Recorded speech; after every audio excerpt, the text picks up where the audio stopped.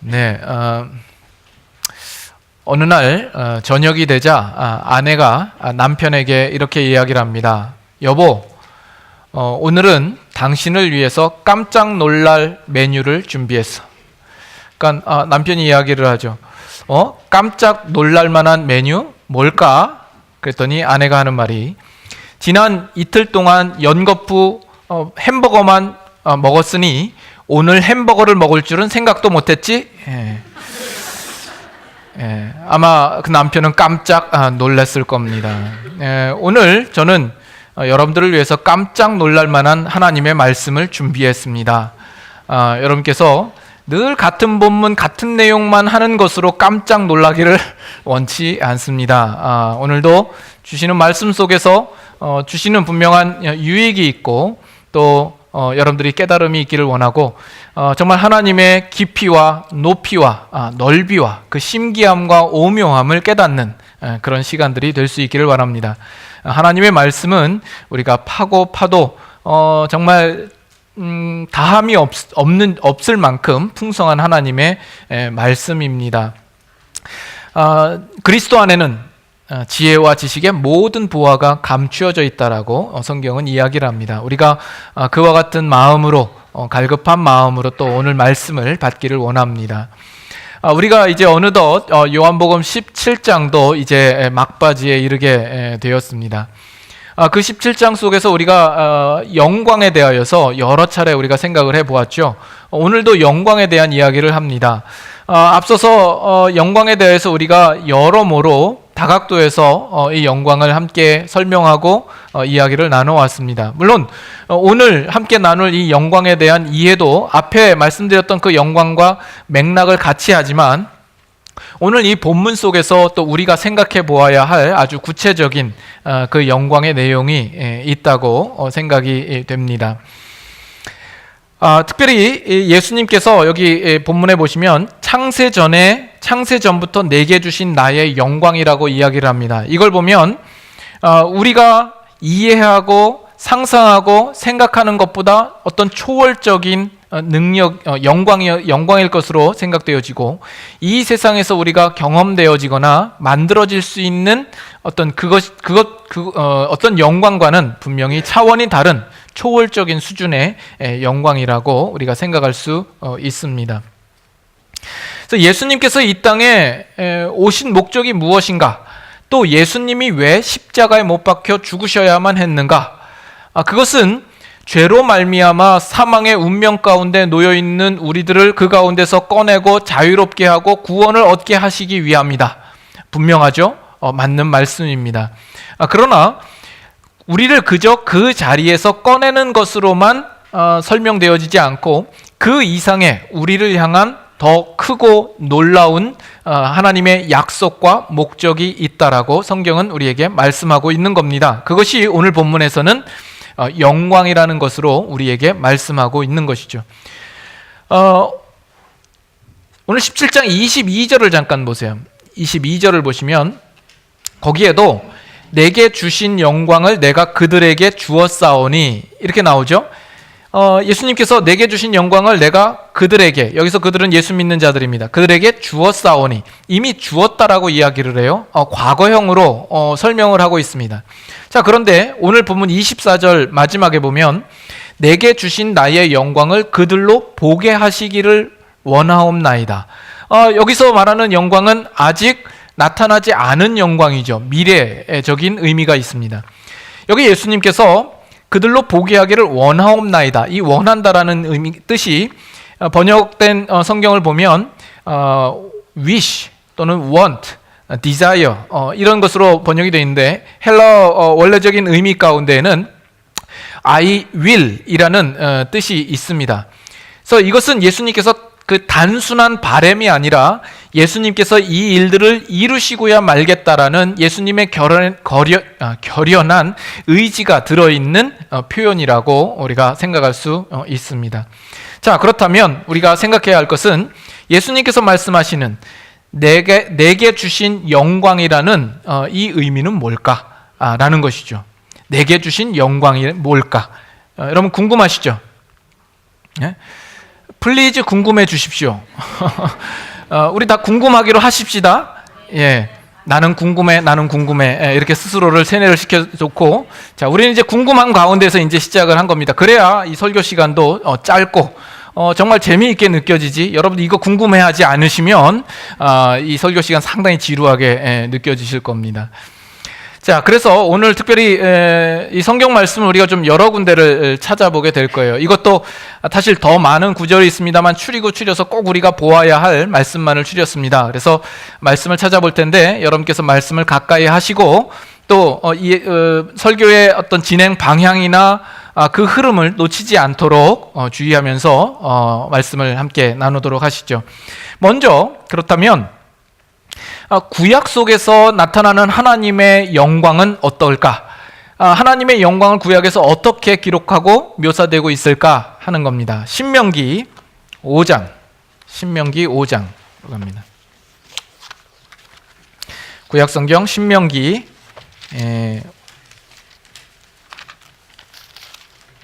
5장 270페이지 정도 됩니다. 신명기 5장 22절부터 봅니다.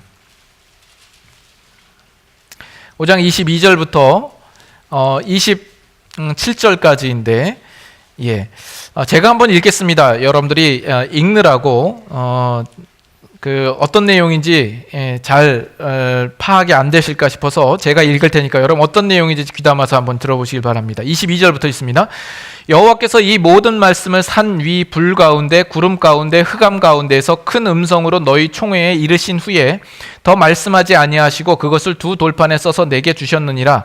산이 불에 타며 캄캄한 가운데에서 나오는 그 소리를 너희가 듣고 너희 지파의 수령과 장로들이 내게 나와 말하되 우리 하나님 여호와께서 그의 영광과 위엄을 우리에게 보이심에 불 가운데에서 나오는 음성을 우리가 들었고 하나님이 사람과 말씀하시되 그 사람이 생존하는 것을 오늘 우리가 보았나이다. 이제 우리가 죽을 까닭이 무엇이니까 이 큰 불이 우리를 삼킬 것이요 만일 우리가 우리 하나님 여호와의 음성을 다시 들으면 죽을 것이라. 육신을 가진 자로서 우리처럼 살아계시는 하나님의 음성이 불 가운데에서 바람을 듣고 생존한 자가 누구니까? 다 같이 읽습니다. 당신은 가까이 나아가서 우리 하나님 여호와께서 하시는 말씀을 다 듣고 우리 하나님 여호와께서 당신에게 이르시는 것을 다 우리에게 전하소서. 우리가 듣고 행하겠나이다 하였느니라. 자, 이거는 지금 이제 모세가 가나안 땅을 앞두고 그 신광야에서 이스라엘 백성들을 모아놓고 그들에게 가르치는 말씀입니다. 이 구절이 있기 전에 십계명이 등장을 합니다. 이 구절은 과거에 모세가 시내산으로 올라가서 그 십계명을 받을 당시에 있었던 일들을 지금 그 백성에게 말하고 있는 내용입니다.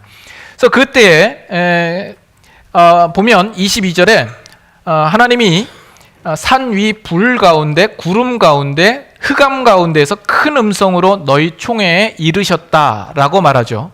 그리고 다음 절에는 산이 불에 타며 캄캄한 가운데서 나오는 그 소리를 너희가 들었다라고 이야기를 합니다. 여러분, 하나님께서 나타나 말씀하시는 이 광경을 보면 어떤 느낌이 드십니까? 그 하나님이 가깝게 여겨지십니까? 멀게 느껴지십니까? 그 하나님이 친근하고 유쾌하게 여겨지십니까? 두렵게 여겨지십니까? 참 두려운 모습으로 하나님께서 나타나시고 또 두려운 느낌이 듭니다. 그렇죠? 그래서 하나님께서 그렇게 나타나셨을 때 지방의 수령과 장로들이 나와서 하는 말이 24절에 나와 있죠. 우리 하나님 여호와께서 그의 영광과 위엄을 우리에게 보이심에 불 가운데서 나오는 음성을 우리가 들었고 하나님이 사람과 말씀하시되 그 사람이 생존하는 것을 오늘 우리가 보았습니다. 우리가 하나님께서 불 가운데 말씀하시는 그 소리를 듣고 우리가 겨우 생존했습니다. 우리가 겨우 살아남았습니다 하는 이야기입니다. 근데 지금 하나님께서 그 당시 이스라엘 백성에게 나타나실 때에 그들에게 하나님의 영광 자체를 그들에게 나타나신 것이 아닙니다. 그죠? 하나님께서 하나님의 음성으로 그들에게 발하시고 그 소리로 그들에게 말씀하셨는데 그들이 그 음성조차도 그 위험에 눌려서 지금 그들이 압도당하고 있는 것을 보게 됩니다. 그래서 이들은 두려운 거예요. 하나님과 대면하여 그 말씀을 나눴는데 그 사람이 생존하는 것을 우리가 봤습니다. 우리가 그걸 듣고 겨우 살았네요 라는 거예요. 그래서 우리가 그 다음 절을 보면 우리가 또 다시는 못하겠습니다. 우리가 여기서 죽을 이유가 무엇입니까? 그래서 모세에게 청하기를 우리는 갈 수가 없으니까 당신이 하나님 앞에 나아가서 그 하나님에서 대신 듣고 우리에게 전해 주십시오. 그러면 우리가 그 듣는 대로 행하겠습니다 라고 말하고 있는 겁니다. 그래서 여기 하나님의 영광이 나타나는 그 모습 속에 불과 구름과 흑암이 함께 등장하고 있는 것을 우리가 볼 수가 있습니다. 출애굽기 40장 한번 가보시죠. 출애굽기 40장. 출애굽기 40장 34절.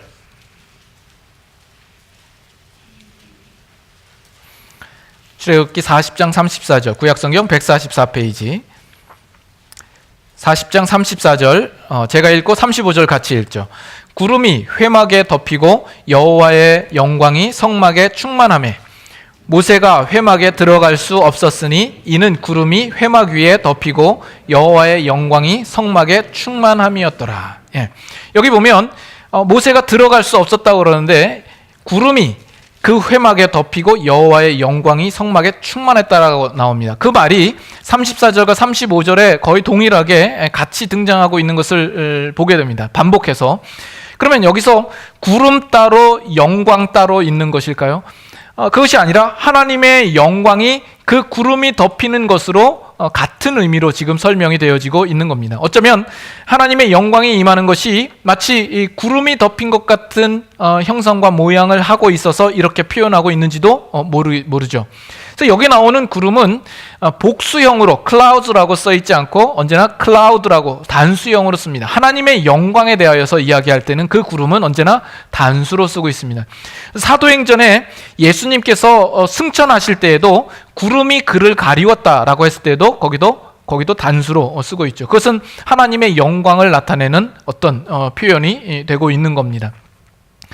그래서 왜 하나님께서 이스라엘 백성에게 그 영광을 드러내시고 나타내실 때에는 언제나 어떤 이 구름, 어떤 흑암, 불 이런 것들이 함께 동반하는 것일까요? 거기에 대한 구절들을 몇 개 좀 더 찾아보도록 하죠. 열왕기상 8장으로 갑니다.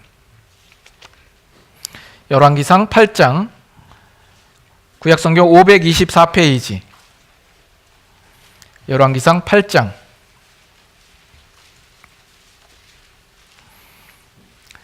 열왕기상 8장 10절 봅니다. 열왕기상 8장 10절 제사장이 성소에서 나올 때에 구름이 여호와의 성전에 가득하매 11절 같이 읽죠. 제사장이 그 구름으로 말미암아 능히 서서 섬기지 못하였으니 이는 여호와의 영광이 여호와의 성전에 가득함이었더라. 지금 이 본문의 배경은 어떻게 되냐면 솔로몬이 예루살렘 성전을 지었습니다. 그리고 언약궤를 모셔다가 그 성전 안에 있는 성소에다가 옮겨둔 겁니다. 그러자 이제 제사장이 섬기려고 하는데 구름이 성전에 가득하여서 이 제사장이 구름 때문에 능히 서서 섬기지 못하였다라고 이야기를 하고 이는 여호와의 영광이 성전에 가득하다라고 말하고 있는 것이죠. 여기서도 동일하게 그 영광과 구름이 함께 등장하는 것을 보죠. 좀 더 구체적인 표현을 좀 더 찾아보기 위해서 시편 18편으로 갑니다. 시편 18편 시편 18편의 9절부터 볼까요? 구약성경 813페이지 시편 18편 9절 그가 또 하늘을 들이우시고 강림하시니 그의 발 아래는 어두캄캄하도다. 구름을 타고 다니시며 바람 날개를 타고 높이 솟아오르셨도다. 11절 주목하면서 같이 한번 읽을까요? 그가 흑암을 그의 숨는 곳으로 삼으사 장막같이 자기를 두르게 하시며 곧 물의 흑암과 공중의 빽빽한 구름으로 그리하시도다. 여기서도 하나님이 나타나시는데 그 흑암을 그가 숨는 곳으로 삼으셔서 장막같이 두르셨다라고 이야기를 하죠. 그리고 물의 흑암과 빽빽한 구름으로 그리하셨다라고 이야기가 나오고 있는 것을 봅니다.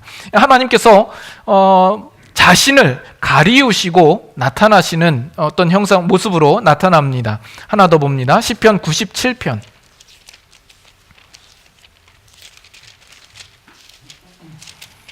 시편 97편. 자, 1, 2절. 여호와께서 다스리시나니 땅은 즐거워하며 허다한 섬은 기뻐할지어다. 2절 같이 했습니다. 구름과 흑암이 그를 둘렀고 의와 공평이 그의 보좌의 기초로다. 여기도 보면 구름과 흑암이 그를 둘렀다라고 이렇게 표현을 하고 있는 거죠. 그래서 이 구약에 보면 하나님의 임재가 있었고, 하나님께서 임재하실 때 보면 언제나 어떤 빽빽한 구름과 어떤 흑암과 불이 같이 동반되어져 있어서 그것이 하나님을 가리우고 하나님은 그 가운데 감추어져 있고 상당히 두려운 모습으로 나타나고 있는 것을 보게 됩니다. 여러분, 왜 그럴까요? 왜 그렇다고 생각합니까? 그 이유는 하나님은 영광스러운 하나님이신 반면에 우리 인간들은 그 앞에 죄인되기 때문에 그렇습니다.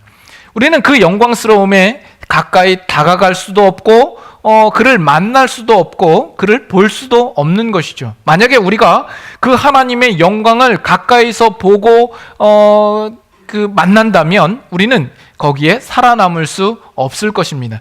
그래서 하나님께서는 우리들을 위해서라도 하나님은 그 영광을 가리우신 모습으로 우리에게 나타나실 수밖에 없는 것입니다. 저 하늘에 떠 있는 저 태양은 하나님께서 만드신 피조물입니다. 그것은 빛 대신 하나님께서 자신의 빛을 반영하는 하나의 피조물로서 만든 것입니다. 그것이 하나의 피조물임에도 불구하고 우리가 그 햇빛을 장시간 바라본다든지 햇빛에 가까이 가면 갈수록 우리는 그 빛에 의하여서 우리의 눈은 멀게 될 것이고 그 열에 의하여서 우리는 타 죽고 말게 될 것입니다. 그것이 그러한데 하나님의 영광을 대하는 우리들은 오죽하겠느냐라는 겁니다. 이것이 구약에서 나오는 하나님의 영광이 임할 때 나타나는 모습입니다. 자, 그런데 이것이 신약에 오면 완전히 상황이 바뀝니다. 전혀 다른 상황이 되는 거죠. 요한복음 1장으로 갑니다. 요한복음 1장.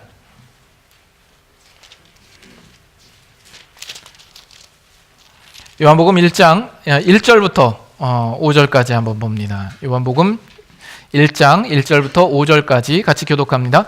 태초에 말씀이 계시니라. 이 말씀이 하나님과 함께 계셨으니 이 말씀은 곧 하나님이시니라. 그가 태초에 하나님과 함께 계셨고 만물이 그로 말미암아 지은 바 되었으니 지은 것이 하나도 그가 없이는 된 것이 없느니라. 그 안에 생명이 있었으니 이 생명은 사람들의 빛이라. 5절 같이 있습니다. 빛이 어둠에 비치되 어둠이 깨닫지 못하더라. 여기 보면 예수님께서 이제 우리 가운데 오시는 그 일들을 기록하고 있죠. 태초에 계신 분으로서 그 창조 사역에 함께 하신 그분이 말씀으로서 우리 가운데 찾아오시는 것이죠. 오실 때에 빛으로서 이 땅에 오셨다라고 이야기를 합니다. 그래서 이 요한복음에는 이 빛이라는 단어가 상당히 많이 등장을 하고 있고 그 의미가 상당히 깊습니다. 그래서 왜 예수님께서 이 땅에 오실 때 빛으로 오셨을까요? 그것은 예수님께서 그 하나님을 드러내시기 위함이고 그의 영광을 나타내사 그 빛과 영광 가운데로 우리를 초대하기 위함인 겁니다. 구약 성경에서는 하나님의 영광이 나타날 때 언제나 빽빽한 구름과 그 흑암과 불 가운데서 나타나서 우리가 접근할 수도 없었던 그런 영광이었는데 이제 예수님께서 우리에게 오심으로 말미암아 그 빛으로 우리를 초대하시고 있는 것이죠. 뿐만 아니라 9절 갑니다. 참 빛 곧 세상에 와서 각 사람에게 비추는 빛이 있었나니 그는 세상에 계셨으며 세상은 그로 말미암아 지은 바 되었으되 세상이 그를 알지 못하였고 자기 땅에 오매 자기 백성이 영접하지 아니하였으나 영접하는 자 곧 그 이름을 믿는 자들에게는 다 같이 있습니다. 하나님의 자녀가 되는 권세를 주셨으니 예수님께서 빛으로 오셔서 우리에게 하나님의 자녀가 되는 권세까지 허락해 주시는 겁니다. 구약에는 이 하나님과 이스라엘 백성과의 관계는 심판자와 죄인의 관계입니다. 그 관계 속에서 어떻게 가까이 할 수 있겠으며 거기서 어떻게 만남과 사귐이 있을 수 있겠습니까? 거기는 그 관계는 두려움과 정죄만을 낳을 뿐입니다. 그러나 이제 예수님께서 빛으로 오셔서 그 하나님을 우리에게 나타내시며 그 빛 대신 예수님을 영접하는 자에게 하나님의 자녀가 되는 권세를 허락해 주셨다라는 거죠. 그래서 로마서에도 보면 너희는 다시 무서워하는 종의 영을 받지 아니하였고 양자의 영을 받았으므로 아빠 아버지라고 부르짖느니라. 우리는 예수 그리스도로 말미암아서 그 영광스러운 하나님과의 관계가 아버지와 자녀의 그 관계로 우리가 인도되고 있는 거죠. 그래서 예수님께서는 이 땅에 오셔서 그 영광을 드러내시며 그 영광스러우신 하나님과 죄인된 우리들의 관계를 회복하시기 위하여서 계신 것입니다. 그 증거 구절들을 좀 더 보죠. 우리가 잘 알고 있는 말씀들입니다만 14절 같이 한번 읽어볼까요? 말씀이 육신이 되어 우리 가운데 거하심에 우리가 그의 영광을 보니 아버지의 독생자의 영광이요 은혜와 진리가 충만하더라. 우리가 그 영광을 보니까 아버지의 독생자의 영광이더라라는 겁니다. 그 전에 이 영광은 우리가 감히 볼 수 없는 영광이었는데 독생하신 하나님이 그 영광으로 우리에게 보이시는 거죠. 그래서 18절 본래 하나님을 본 사람이 없으되 아버지 품속에 있는 독생하신 하나님이 나타내셨느니라. 하나님을 본 사람이 없었는데 독생하신 하나님이 나타내셨다 말씀하시죠. 그래서 요한복음 14장에 보면 빌립이 예수님께 묻죠. 아버지를 우리에게 보여주시옵소서. 그러니까 예수님이 뭐라 그러죠? 나를 본 자는 아버지를 보았다라고 말씀하는 겁니다. 고린도 후서 4장으로 갑니다. 고린도 후서 4장 신약성경 289페이지 정도 됩니다. 고린도 후서 4장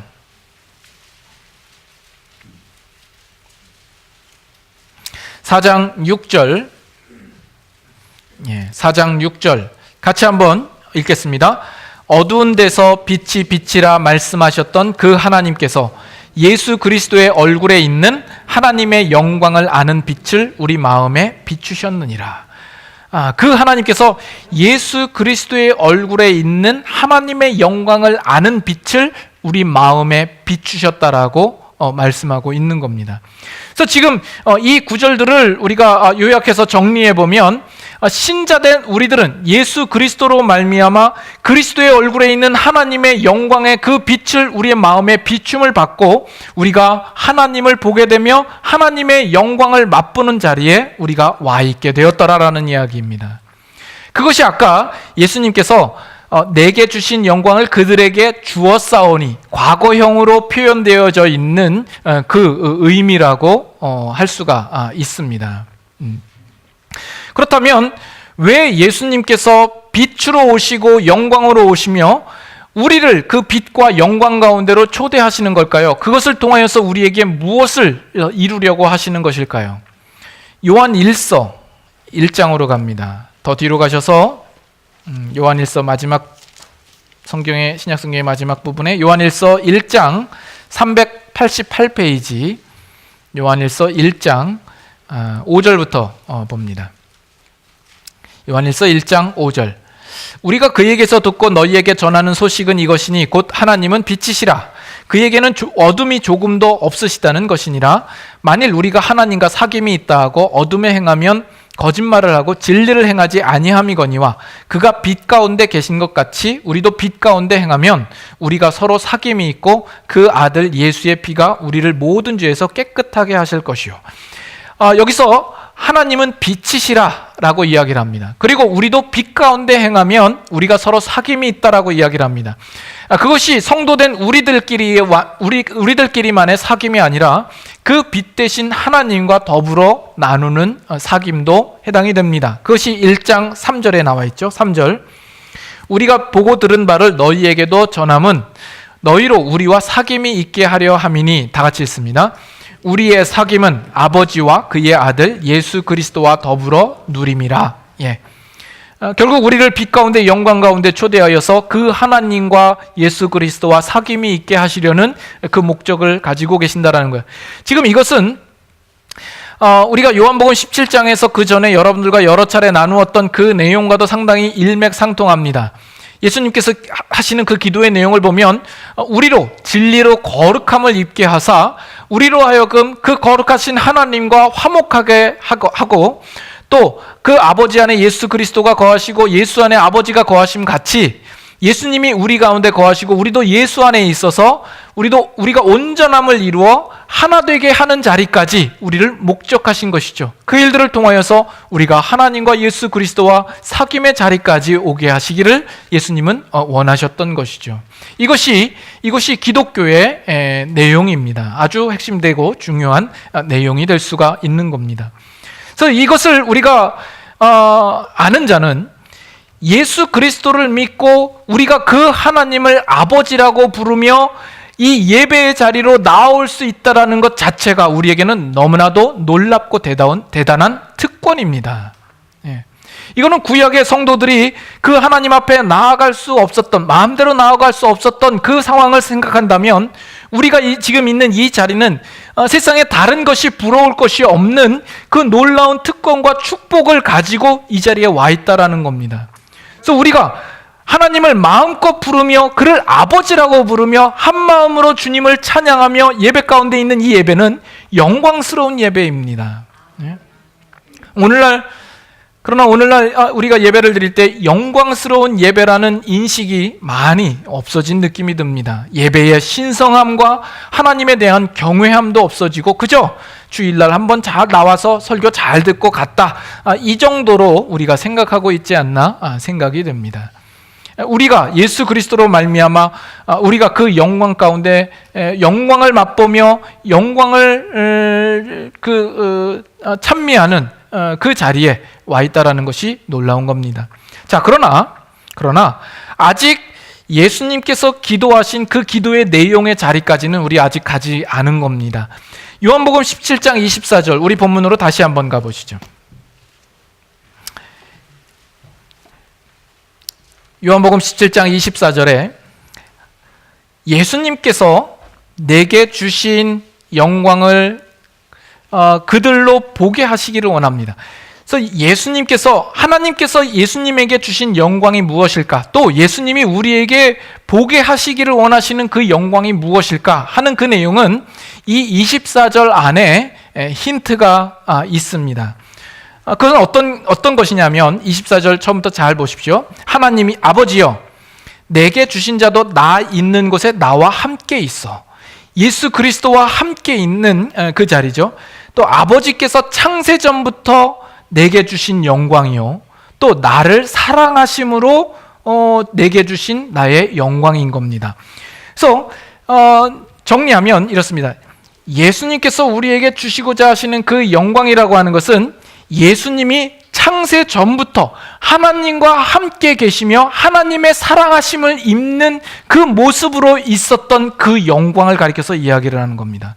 그래서 영광이라고 해서 그 외에 어떤 다른 그 무엇을 영광으로 이야기를 하는 것이 아니라 창세 전부터 하나님과 예수 그리스도가 언제나 함께 하시며 하나님의 사랑하심을 입어서 그와 함께 사귐을 누리는 그 자리, 그 영광을 이야기하는 겁니다.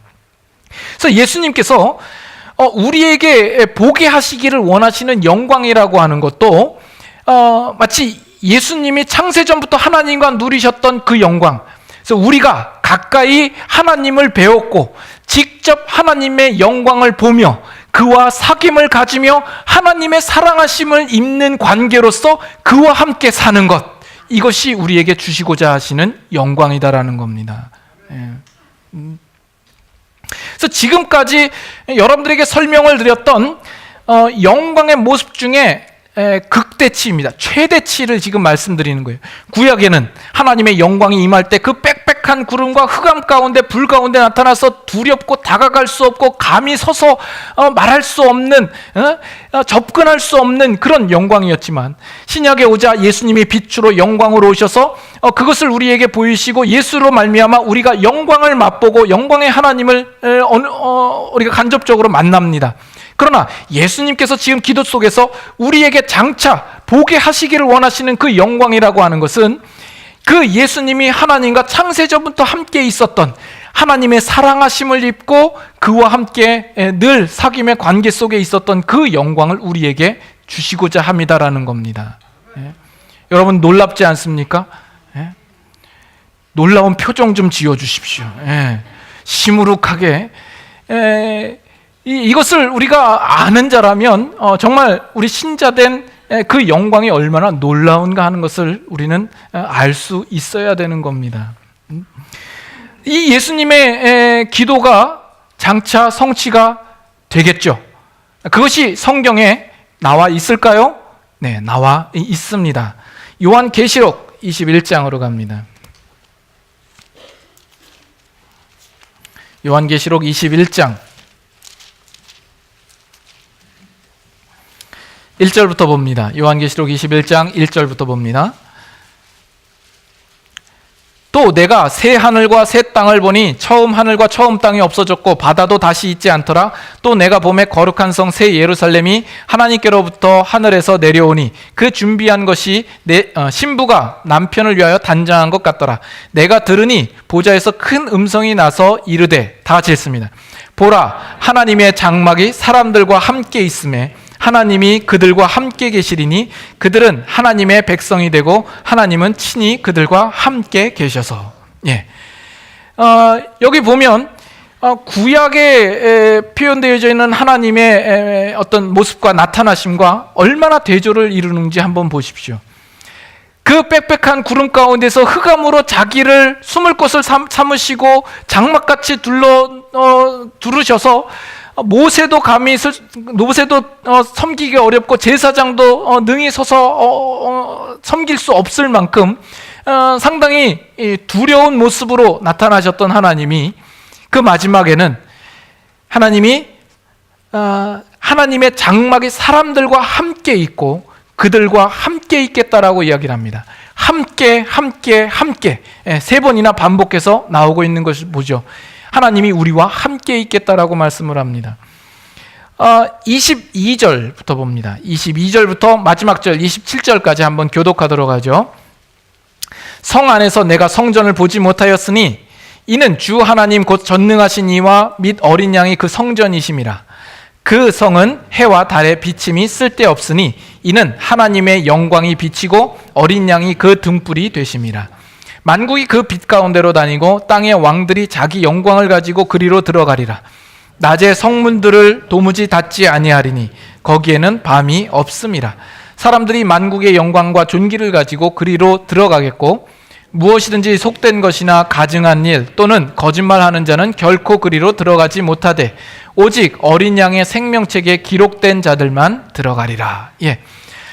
마지막 날 그 새 예루살렘에는 해와 달의 비침이 없다라고 이야기를 합니다. 왜냐하면 하나님의 영광이 뭐라고요? 하나님의 영광이 비치고 어린 양이 그 등불이 되신다라고 이야기를 하죠. 해가 따로 필요 없을 만큼 하나님의 영광이 그들 가운데 비치는 것이죠. 과거의 구약 성도들은 그 영광을 감히 보지 못하고 그것을 보게 되면 우리가 죽을 수밖에 없는 모습이었지만 그 마지막 날에는 그 영광을 해같이 빛나는 그 비침을 우리가 보고 거기에는 밤도 없다라고 이야기를 합니다. 거기에 어린 양의 생명책에 기록된 자들이 만국의 영광을 가지고 그 빛 가운데로 들어간다라고 이야기를 하고 있는 것입니다. 이것이 바로 예수님께서 우리를 위하여서 기도하시는 그 내용이요, 그 기도의 성취의 모습을 우리에게 보여주고 있는 겁니다. 여러분, 이것을 어떻게 들으십니까? 지금 들으시면서도 나랑은 좀 동떨어진 이야기, 현실과는 전혀 거리감이 있는 이야기 정도로 여러분 들으십니까? 뜬구름 잡는 이야기를 하는 것입니까? 여러분들은 이 세상에서 어떤 영광을 바라보며 살고 계십니까? 성경에서 우리에게 약속되어져 있는 이 영광을 여러분 아시겠습니까? 예수 그리스도로 말미암아 그 영광을 지금 우리가 맛보고 있고, 장차 우리에게 주어질 그 영광의 놀라움을 아십니까? 이 세상의 그 무엇과도 바꿀 수 없는, 그 가치를 비교할 수 없는 놀라운 영광이 우리에게 약속되어 있다는 사실을 아십니까? 로이드 존스 목사님이 이제 이 말씀을 하시면서 그 당시에 신문지 일간지에 있는 글을 소개한 게 나옵니다. 그 글의 제목이 뭐냐면 이 위대한 이야기라는 타이틀을 가지고 있었다고 그래요. 이 위대한 이야기. 그 위대한 이야기가 어떤 것인가 여러분 한번 들어보십시오. 이것은 마치 우리의 인생을 항해라고 비유를 하고, 그 항해를 마칠 때에 우리의 어떤 모습에 대하여서 어떤 기록하고 묘사하고 있는 내용 같아 보여요. 나는 내가 한 번도 본 적이 없지만 결국에 가서 평안함에 가득 차 이 항해의 종지부를 찍고 거친 바다에서 무사히 벗어나 마침내 이르게 될 한 장소를 생각한다. 이 장소는 높은 산으로 둘러싸인 골짜기일 것이다. 그 산들 위에는 집도 사람의 흔적도 찾을 수 없을 것이며 매우 황폐한 땅으로 둘러싸여 있을 것이다. 하지만 서쪽으로 기운 태양이 따뜻한 공기 아래 있는 그 땅 위를 기분 좋게 비출 것이다. 그곳은 잠자기에 적당한 장소일 것이다. 그 안식처로 이르는 통로는 조약돌이 깔린 작은 해변 뒤로 놓여 있을 것이며 가파른 언덕 중턱에서부터 바다까지 비스듬히 이어져 있어서 천연의 방파자가 될 것이다. 중간 생략. 그리고 기분 좋게 나는 나의 작은 배를 저어 그 조약돌이 깔린 해변을 한 바퀴 돌 것이다. 그러면서 소용돌이 치고 있는 얕은 바다와 검푸른 빛깔의 깊은 바다를 보게 될 것이다. 그 수로는 대양으로부터 안식처의 통로로 향하리라. 그 통로 위로 나는 골짜기까지 올라갈 것이다. 그리고 저녁은 빨리 깊어갈 것이다. 그 어두워지는 빛 아래서 그런 장소에서 완전히 홀로 서서 나는 닻의 사슬을 풀어놓을 것이다. 그래서 그것이 마지막 숨을 몰아쉬게 할 것이다. 나의 닻은 한꺼번에 맑은 바닷물에 삼켜질 것이며, 그리고 나서는 나의 돛을 단단히 묶고 밤을 위해 모든 것을 고정시킨 후 잠을 잘 준비를 할 것이다. 그리고 이것이 나의 항해의 마지막이 될 것이다. 이 위대한 이야기랍니다. 여러분, 위대해 보이십니까? 여러분들의 지금 짓는 그 표정은 잘 말해주고 있습니다. 뭐가 위대합니까? 이 표현들이 물론 문학적으로 아주 아름답고 미사여구를 써서 듣기에 좋은 말일 수는 있습니다만, 우리 인생의 마지막이 그저 그 항해를 마치고 홀로 그냥 어떤 외딴 한 섬에 가서 잠자기 좋은 곳에 이르는 것으로 마치는 것이 우리의 무슨 위대함이 있느냐라는 겁니다. 그러나 예수님께서 우리에게 주시고자 하시는 영광은 어떤 거라는 거예요? 하나님께서 그 예수님을 창세전부터 사랑을 입고 함께 거하셨던 그 영광을 우리에게도 주사, 우리가 그 하나님을 배우며 함께 거하며 사귐의 관계를 갖는 그 영광된 자리로 우리를 인도하시고자 하는 것 아닙니까? 그래서 사도 바울이 빌립보서에서 뭐라 그러냐면, 차라리 내가 세상을 떠나서 그리스도와 함께 거하는 것이 좋으나 라고 이야기를 합니다. 사도 바울은 이 세상에 있는 것보다 빨리 그리스도에게로 가서 그리스도와 함께 나누는 그 자리를 영광스럽게 생각하고 더 소원으로 삼고 있었다라는 겁니다. 예수님께서 십자가를 달리실 때 오른편에 있는 강도에게 뭐라고 이야기를 하죠? 내가 오늘 나와 함께 낙원에 이르리라 말씀합니다. 우리는 낙원이라는 단어에 더 관심을 두죠. 낙원이라는 어떤 곳일까? 그러나 우리가 초점을 두어야 할 것은, 그 낙원이라는 곳은 나와 함께 낙원에 있으리라 약속하신 예수님의 말씀입니다. 여러분들은 천국에 왜 가고 싶다고요? 왜 가고 싶은 겁니까? 그 천국이 좋은 장소이기 때문에, 거기에는 고통이나 슬픔이 없기 때문에 가고 싶은 것이 아니라, 그 천국에는 하나님께서 계시고 예수 그리스도께서 계셔서 그곳에 가면 그분을 만나고 그와 하나 되며 그와 사귐 속에서 우리가 영광을 누릴 수 있기 때문에 천국에 가고 싶은 곳이어야 하는 겁니다.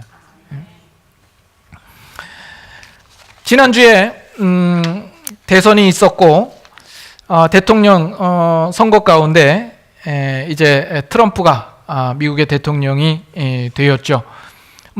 이 사실로 적잖이 놀라는 분들도 없잖아 있으리라 생각을 합니다만은, 그것이 신자된 우리에게 뭐가 그리 대수입니까? 그것이 우리에게 이슈가 될 만합니까?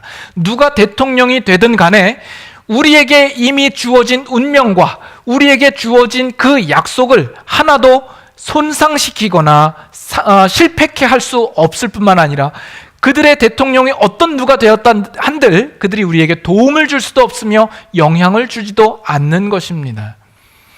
대통령이 된 다음에 캐나다의 이민국과 뉴질랜드의 이민국의 홈페이지가 마비되었다라는 보도를 들었습니다. 사람마다 이민 문의가 쇄도하고 그 홈페이지를 방문하는 그 쇄도가 많아서 마비되었다는 이야기를 하죠. 세상 사람들마다 자기 살 길 바쁜 거죠. 그러나 신자들은 달라야 합니다. 우리는 이것으로 인하여서 우리가 방해받지 않는 존재임을 우리는 분명히 알아야 할 것입니다. 이 세상의 통치자가 누구이고, 이 세상의 대통령이 누구이고, 또는 이 세상의 경제가 어떻게 변하고, 또 이 세상에 3차 세계대전이 일어난다 할지라도 그것은 우리의 운명과 우리에게 약속된 이 영광에 어떠한 기스조차도 낼 수 없다라는 사실을 우리는 분명히 알고 있어야만 할 것입니다.